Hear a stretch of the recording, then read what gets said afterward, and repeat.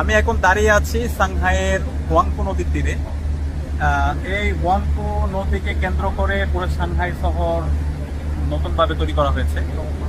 এই হুয়াংপো নদীর সাথে আমরা ঢাকার বুড়িগঙ্গা নদীকে তুলনা করতে পারি। ঢাকা বুড়িগঙ্গা নদীর তীরে অবস্থিত, কিন্তু বুড়িগঙ্গা নদীর ময়লা আবর্জনার কারণে, পরিবেশ দূষণের কারণে পুরো ঢাকা শহর আজকেও নিরাপদ হয়ে উঠেছে।